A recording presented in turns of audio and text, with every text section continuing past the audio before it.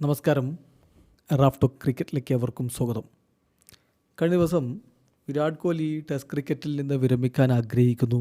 അക്കാര്യം BCCI അറിയിച്ചു കഴിഞ്ഞു. BCCI അദ്ദേഹത്തോട് ഒരു റീതിങ്ക് ചെയ്യാൻ വേണ്ടി ആവശ്യപ്പെട്ടിട്ടുണ്ട്. അതൊന്ന് പരിഗണിച്ചുകൂടെ എന്ന ആവശ്യം ഉന്നയിച്ചിട്ടുണ്ട് എന്ന വാർത്ത വന്നപ്പോൾ തന്നെ അദ്ദേഹത്തിൻ്റെ ആരാധകരൊരു ഞെട്ടലായിരുന്നു, ക്രിക്കറ്റ് പ്രേമികൾ ഒരു ഞെട്ടലായിരുന്നു എന്ന് പറയുന്നതാണ് ശരി.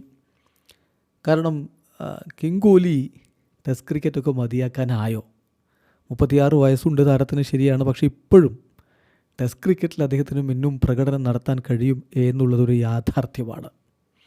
പക്ഷേ എന്തുകൊണ്ടാവും അദ്ദേഹം ഇപ്പോൾ തന്നെ കളി നിർത്തുന്നത്? അതും 10,000 റൺസ് എന്നൊരു വലിയ മൈൽ സ്റ്റോൺ തൊട്ടടുത്ത് നിൽക്കവേ അതിന് മിനക്കെടാതെ എന്തുകൊണ്ടാണ് അദ്ദേഹം ഈ ഒരു തീരുമാനമെടുത്തത് എന്നതാണ് ഒരു എത്തും പിടിയും കിട്ടാത്തത്.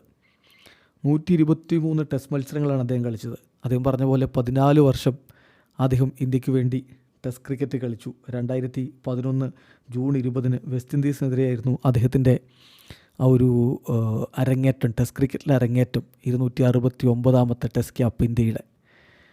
123 മത്സരങ്ങൾ കളിച്ചു, 9,230 റൺസ് അടിച്ചു.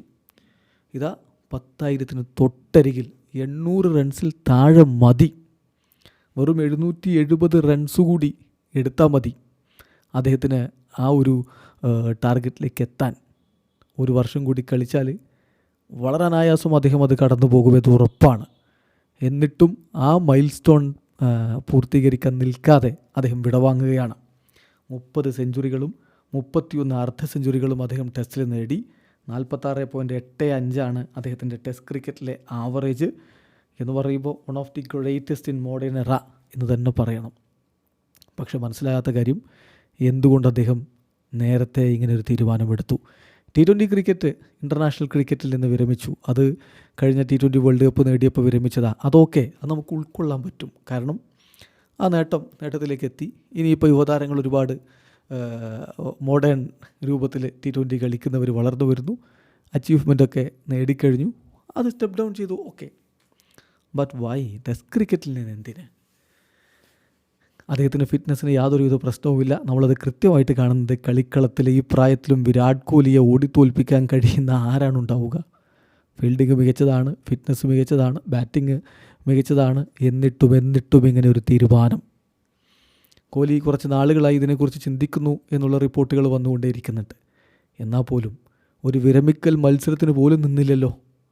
ഇംഗ്ലീഷ് പര്യടനത്തിലുള്ള ടീമിൽ ഉൾപ്പെട്ട് 1-2 മത്സരങ്ങളൊക്കെ കളിച്ച് ആരാധകരോട് ഗ്രൗണ്ടിൽ വെച്ച് ഒരു വിടവാങ്ങൽ പറഞ്ഞുകൊണ്ട്, വേണ്ട അത് കഴിഞ്ഞിട്ട് ഇന്ത്യയിൽ നടക്കുന്നൊരു ടെസ്റ്റ് സീരീസിൽ കാണികളുടെ സ്നേഹം ഏറ്റുവാങ്ങിക്കൊണ്ട് ഒരു വിരമിക്കൽ, അതൊക്കെയാണ് ആരാധകർ ആഗ്രഹിച്ചിരുന്നത്. പക്ഷേ അദ്ദേഹത്തിൻ്റെ തീരുമാനം എന്തുകൊണ്ടെന്ന് ഇപ്പോഴും പിടികിട്ടാത്തൊരു തീരുമാനം. ഇന്ത്യൻ ക്രിക്കറ്റിന് ഇതൊരു തലമുറ മാറ്റത്തിൻ്റെ സമയമാണ്. T20 ക്രിക്കറ്റ് ഒരുമിച്ചാണ് രോഹിത് ശർമ്മയും കോഹ്ലിയും ഇൻ്റർനാഷണൽ ക്രിക്കറ്റിൽ നിന്ന് വിരമിച്ചത്. ടെസ്റ്റ് ക്രിക്കറ്റ് ഇതാ ഒരു 5 ദിവസത്തെ ഗ്യാപ്പിലാണ് രണ്ടുപേരും വിരമിച്ചു പോകുന്നത്. ബോർഡർ ഗാവസ്കർ ട്രോഫിക്കിടയിലാണ് രവി അശ്വിൻ വിരമിച്ചത്. സോ വെറ്ററന്മാരൊക്കെ കളമൊഴിയുകയാണ്. അപ്പോഴാണ് ഇംഗ്ലണ്ടിലൊരു വലിയ പോരാട്ടം വരുന്നത്. 5 ടെസ്റ്റ് മത്സരങ്ങൾ കഴിഞ്ഞില്ല.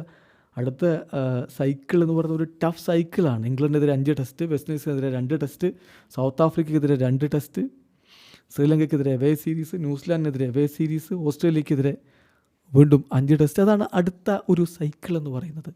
ആ സൈക്കിളിന് റോക്കോ ഇല്ലാതെ ഇന്ത്യക്ക് ഇറങ്ങണം. ബാറ്റിംഗ് ലൈനപ്പ് ഒരു പക്ഷേ രാഹുലും ജയ്സ്വാളും സായി സുദർശനും ഗില്ലും പന്തുമൊക്കെ ആയിരിക്കും ടോപ്പ് 5 ഉണ്ടാവുക.